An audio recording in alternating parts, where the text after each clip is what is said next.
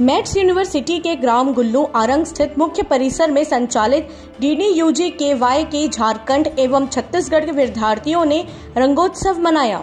रंगोत्सव के माध्यम से विद्यार्थियों ने एक दूसरे के राज्य की संस्कृति और परंपराओं को भी सीखा। मैट्स विश्वविद्यालय परिवार ने हर्ष व्यक्त कर होली की शुभकामनाएं दी है।